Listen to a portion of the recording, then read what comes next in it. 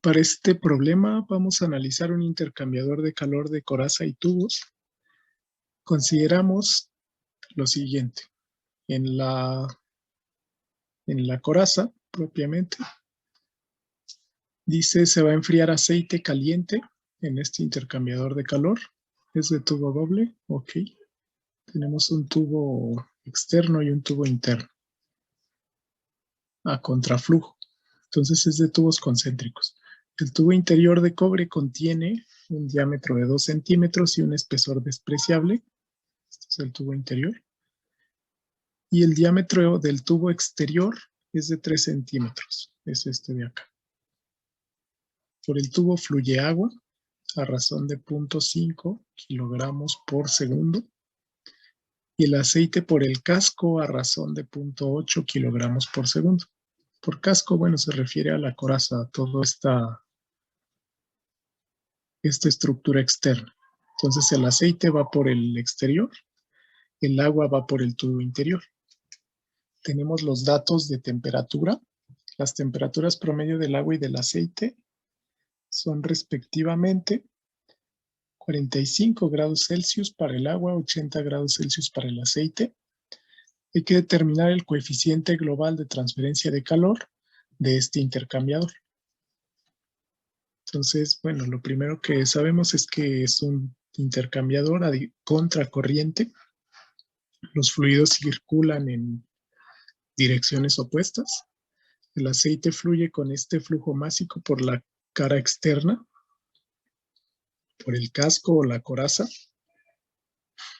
El agua fría fluye por el tubo interior, con este flujo másico, 0.5 kilogramos por segundo. Entonces, el diámetro interno del tubo de agua es de 2 centímetros, el diámetro interno de la coraza es de 3 centímetros. Hay que calcular el coeficiente global de transferencia de calor. Recordemos que el coeficiente global de transferencia de calor es función de los coeficientes convectivos de transferencia de calor del fluido interno y del fluido externo. Ese será el planteamiento.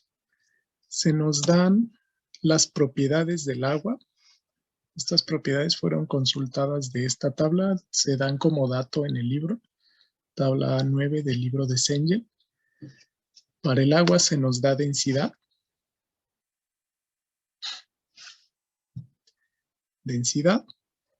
número de Prandtl, conductividad térmica, viscosidad dinámica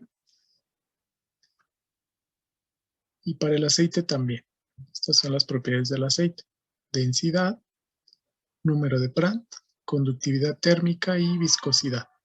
Esto a las temperaturas a las cuales se nos dan los flujos. 45 Celsius para el agua, 80 Celsius para el aceite. Entonces esto sería para la temperatura del agua de 45, la temperatura del aceite de 80 Celsius. Esto es agua. Ok. Entonces, bueno, vamos a analizar la transferencia de calor en cada uno de los fluidos y a partir de los datos vamos a calcular el coeficiente global de transferencia de calor. HI y H0.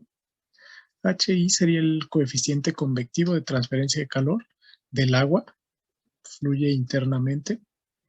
H0 sería el coeficiente convectivo de transferencia de calor del aceite, que fluye por la coraza, estaría acá.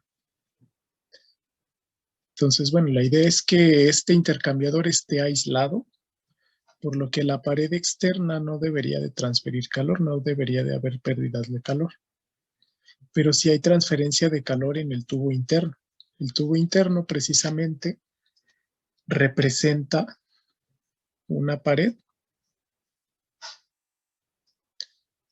metálica que está en contacto térmico con los fluidos. De un lado, de la parte interna, se tiene el agua, que sería el fluido interno, y del otro lado, de la parte externa, se tendría el aceite.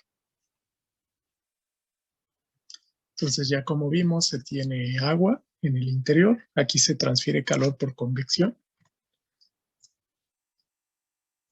La placa y el aceite. En este caso el aceite es el más caliente. El aceite dice que está por fuera del tubo, es en la coraza o en el casco.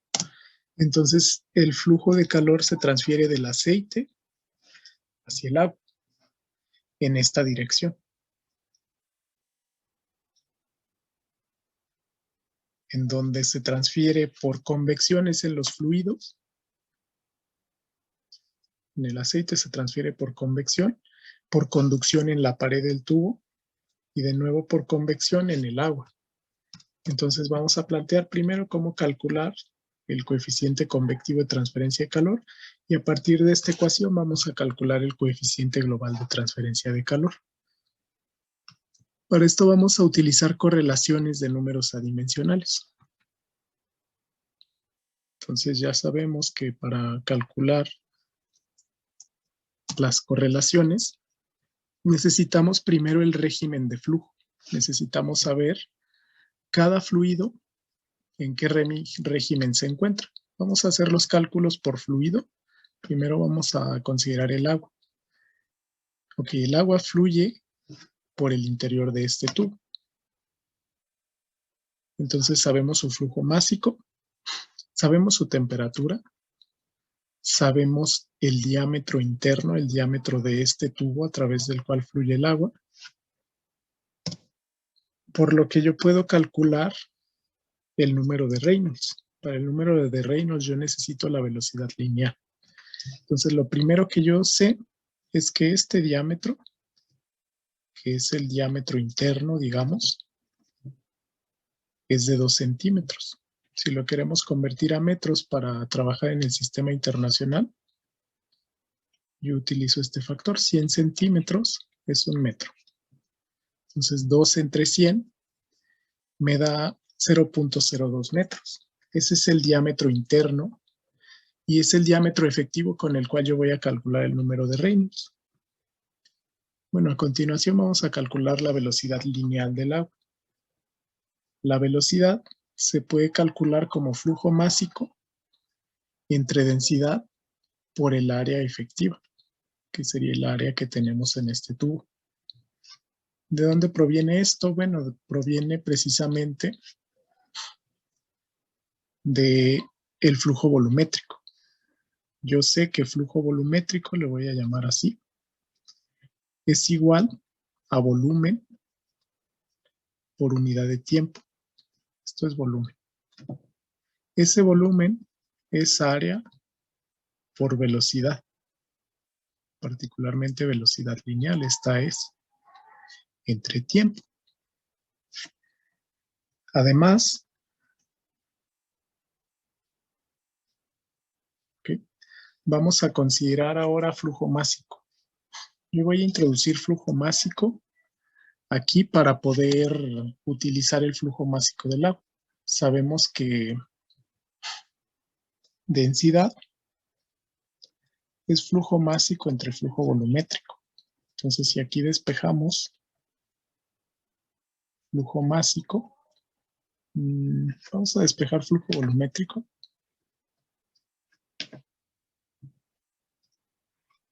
Sería flujo másico entre densidad. Eso es flujo volumétrico. Yo lo podría sustituir también aquí. Flujo másico entre densidad.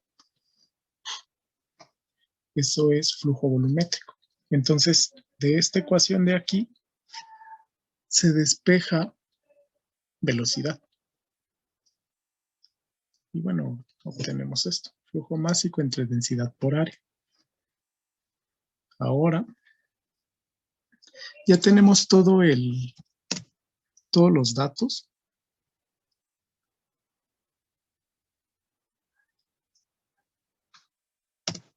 Sustituyendo con los datos del agua, esta sería la sustitución. Flujo másico se nos da como dato 0.5 kilogramos por segundo. Densidad se nos da también de la de la tabla de propiedades del agua a esa temperatura. Diámetro es este de acá. Entonces la velocidad lineal es 1.6 metros por segundo. Bueno, ya tengo densidad, ya tengo velocidad, tengo diámetro, tengo viscosidad. Puedo calcular el número de Reynolds, que sería velocidad por diámetro entre viscosidad dinámica. Haciendo la sustitución, el Reynolds nos deberá de dar 53.490. Ese Reynolds se compara con el número de Reynolds crítico, que vimos que era 1 por 10 a la 5.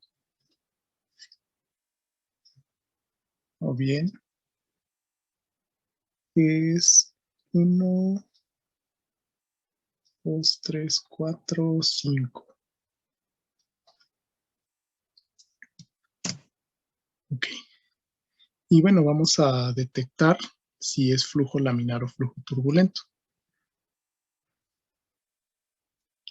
Como el número de Reynolds que calculamos es mayor,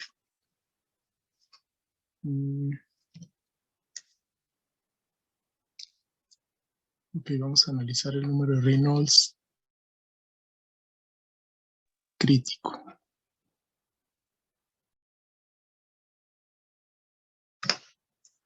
Ok. Corroborando en el libro de texto, el número de Reynolds crítico viene como 10 a la 5 solamente. Entonces, este número de Reynolds crítico se considera como 10,000. Entonces, ese valor lo vamos a considerar para determinar el régimen de flujo. Aquí el libro menciona que ese número de Reynolds crítico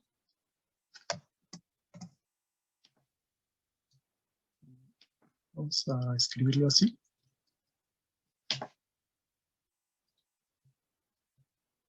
Es 10,000. Es adimensional. Entonces, no son 100,000, profe. ¿Perdón? 10 a la 5 no son 100,000. Sí, de hecho sí.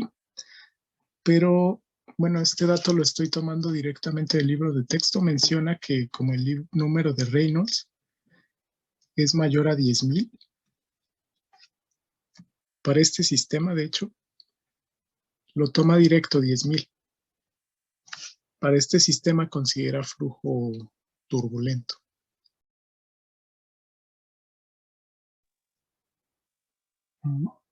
Ok, ya calculamos entonces para el agua. El número de Reynolds nos dio 53.490. Y como el número de Reynolds es mayor al Reynolds crítico, el Reynolds crítico en tuberías lisas es de 10,000. Estos son los valores críticos que comentábamos. Tenemos, el sistema es un tubo cilíndrico liso. Por liso se asume que la rugosidad tiende a 0 y el coeficiente de fricción también tiende a 0. Entonces el Reynolds crítico, de acuerdo a la literatura de Cengel, es de 10,000, por lo que si el valor de Reynolds es mayor a 10,000, consideramos flujo turbulento. Nosotros vamos a tener entonces flujo turbulento del agua. Bueno, aquí por mencionarlo, en las condiciones prácticas se menciona que para flujo laminar, el Reynolds debe estar debajo de 2,300. Para turbulento ya vemos que debe estar arriba de 10,000. Y en los valores intermedios se le considera transición. Entonces, entre 2,300 y 10,000 es flujo de transición. Aunque en muchos casos el flujo se vuelve completamente turbulento, con un Reynolds mayor a 4,000. Varía un poco con el sistema, por lo que, bueno, es útil investigar el Reynolds crítico para cada sistema. Lo podemos hacer en publicaciones, en artículos científicos o en libros. si existe en las tablas correctas. Bueno, entonces deducimos que este flujo es turbulento. Como es turbulento, igual para tuberías lisas, tenemos dos ecuaciones principales que nos van a servir como correlaciones del número de Nusselt. La primera es la ecuación de Colburn, donde el Nusselt es igual a este factor por número de Reynolds a la 0.8 por número de Prandtl elevado a la 1/3. Aquí se dan los rangos apropiados para el número de Prandtl. Se dan estos rangos porque esta correlación fue obtenida de manera experimental. Para un flujo turbulento, el Reynolds debe ser mayor al crítico. Entonces, una modificación de esta ecuación se hizo por parte de los científicos Ditus y Boelter. Realmente, se comenta que se publicó en el año de 1930, 30 y algo, pero bueno, obedece la realidad de manera aproximada, por lo que se sigue utilizando. Esta ecuación es un poco más exacta que la ecuación de Colburn, y la modificación es en este exponente, el exponente del número de Prandtl, se calcula con base al tipo de enfriamiento o al tipo de proceso energético que está sufriendo el fluido. Si es calentamiento, N vale 0.4. Si es enfriamiento, N vale 0.3. Entonces, bueno, vamos a ver el sistema. El agua está fría, el aceite es caliente. Entonces el agua se está calentando, por lo que vamos a tomar la correlación de Ditus-Boelter con N igual a 0.4. Okay. Ya con los datos del problema, el número de Nusselt se calcula con el número de Prandtl, que es dato del problema. El problema nos da el número de Prandtl del agua a la temperatura promedio, que es este valor, 3.91. Lo tengo aquí. Sería entonces el número de Reynolds a la 0.8 por 0.023 por 3.91 a la 0.4. Este dato es por ser el calentamiento del agua.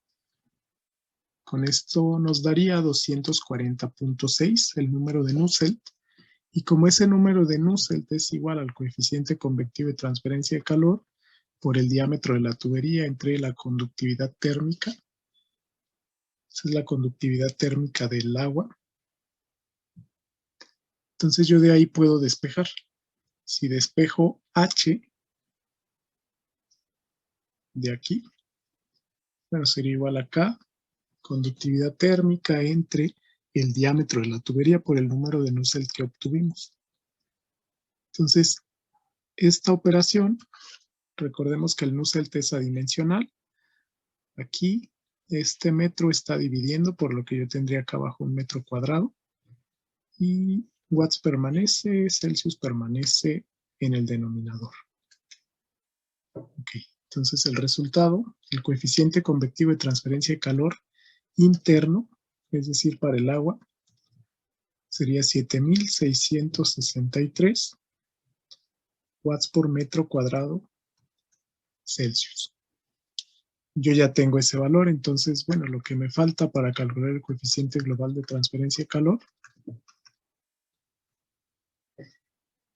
es 1 entre H0. Es calcular el otro coeficiente global. Esto se hace de manera independiente, ahora en el lado del aceite. Bueno, para esto vamos a hacer exactamente lo mismo. Ahora el sistema es el aceite que fluye a través de esta coraza. En realidad esta coraza tiene una estructura o una morfología diferente. Estamos considerando ahora el aceite exterior. Para esto, bueno, se define un diámetro hidráulico. Si recuerdan, el diámetro hidráulico para una tubería lisa es su diámetro. Pero este sistema no es una tubería como tal, sino que está recubriendo a la tubería. Eso se llama una corona. Entonces, el diámetro hidráulico de una corona, ¿a qué me refiero con corona? Bueno, son tubos concéntricos. Tengo un tubo interno y tengo otro tubo externo rodeando ese diámetro. Tendré otro tubo externo, algo así.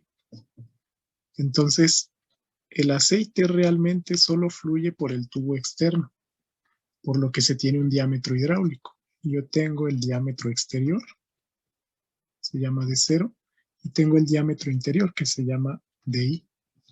La resta de ambos es el diámetro hidráulico. Este es el diámetro hidráulico que me va a servir para calcular el número de Reynolds.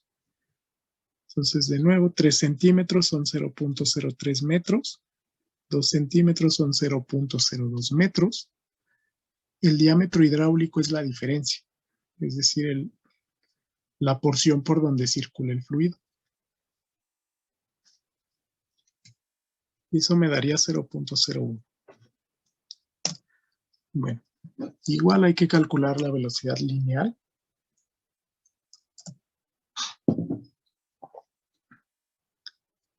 Que es el flujo másico del aceite entre la densidad por el área.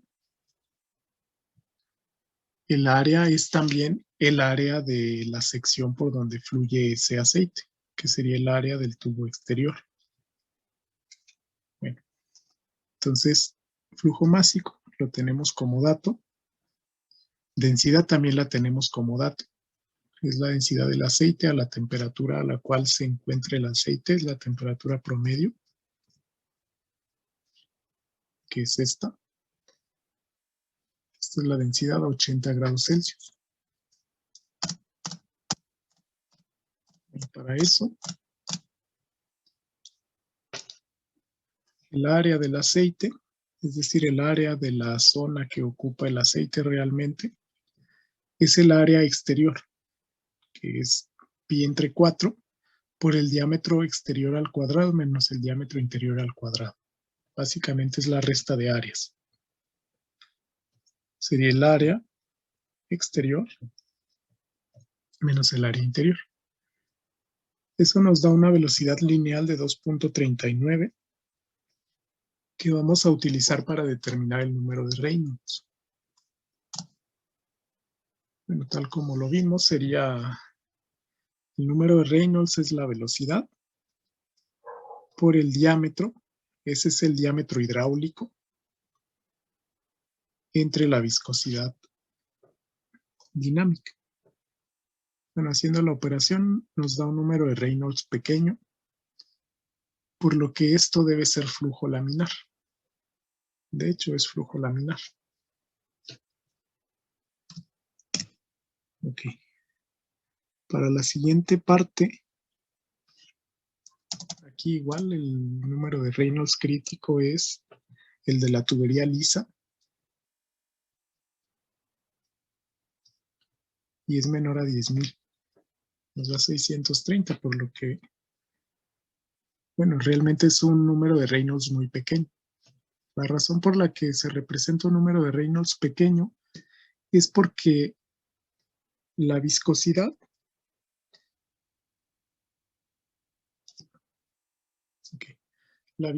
es relativamente grande, vamos a compararla.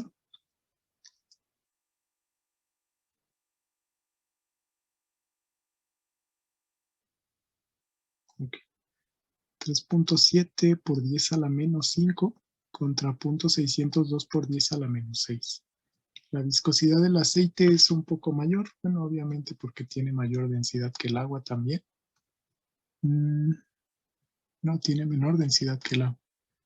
En este caso es un aceite, no se menciona qué tipo de aceite es, pero tiene una densidad ligeramente menor que la del agua, 990 contra 852. El número de Prandtl es mayor.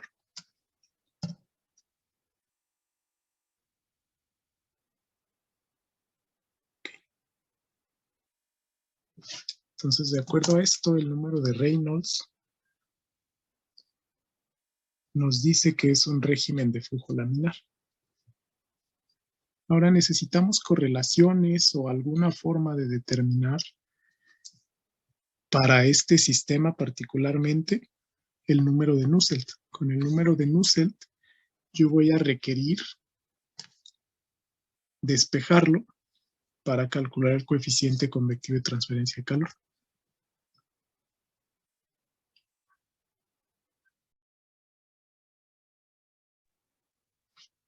Entonces, como habíamos comentado, hay que calcular el número de Nusselt para ese sistema. Como el aceite fluye en la parte exterior, se va a utilizar esta tabla. Esta tabla de los autores Case y Perkins, como comentábamos, describe el valor del número de Nusselt en un sistema de flujo laminar completamente desarrollado en una corona circular con una de las superficies aislada y la otra isotérmica. Estamos asumiendo que la superficie que está aislada es la superficie exterior del casco, es decir, no hay pérdidas de calor, pero la superficie de la placa que divide los dos tubos es isotérmica. Entonces, bueno, no tenemos más datos, por lo que vamos a asumir que se puede utilizar esta tabla. Necesitamos calcular el cociente de diámetros. Sería el diámetro interno entre el diámetro externo. Ahora sí tomamos el diámetro completo. Sería este entre este. Y ese cociente nos va a dar 0.6667. Entonces yo tengo que interpolar para el fluido externo. Aquí se nos da el cociente de I entre D0, el número de Nusselt del fluido que circula dentro del sistema y el número de Nusselt externo. Entonces yo tengo que interpolar estos valores. Tengo que interpolar para un número de, para una relación de diámetros de 0.5, el número de Nusselt externo vale 4.43. Profe, Nos va a dar fuera del tendría que ser en el interno, ¿no, profe? rango. Vamos a ver si.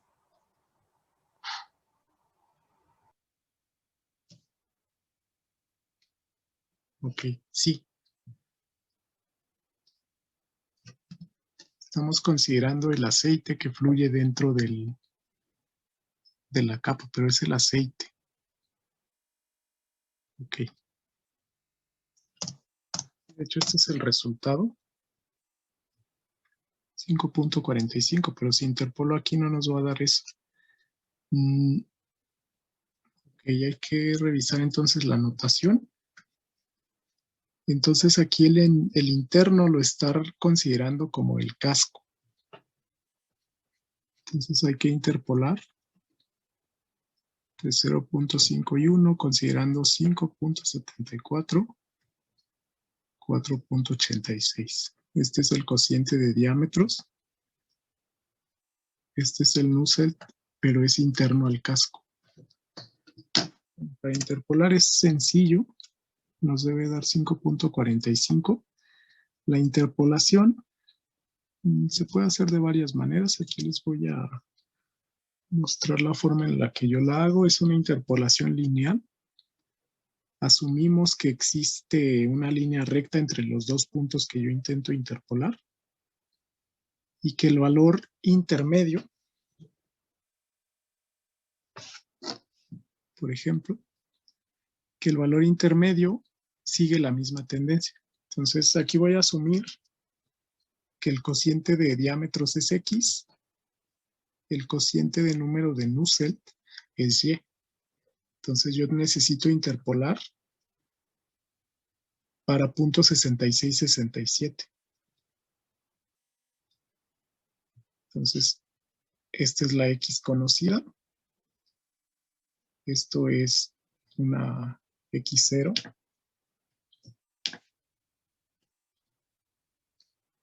Esto es una X1, etcétera. Vamos a interpolar pares de datos. Entonces, bueno, la forma de interpolar es muy sencilla. Aquí yo ya la tengo implementada. Si yo necesito interpolar entre dos puntos conocidos, un punto P y un punto Q. El punto P tiene coordenadas x0 y y0. El punto Q x1 y y1. Para una x conocida dentro de este rango, yo puedo aplicar esta relación. Entonces yo conozco y1, y0, x1 y y0 también. Y voy a sustituir x aquí simplemente. Entonces, x0, y0 es el primer punto. Voy a colocar punto 5, 5.74. Y1 y x1. X1 vale 1. Y1 vale 4.86. Y yo necesito encontrar el valor para x de 0.6667. El libro lo recorta a 3 decimales. Entonces, bueno, si yo corro esto, aquí ya puse la fórmula. Ese sería el valor interpolado. Sería y1 menos y0 entre x1 menos x0 por x menos x0 más y0 nos da 5.44, que bueno, aproximadamente es el valor de 5.45. Ya para finalizar con ese dato interpolado del número de Nusselt,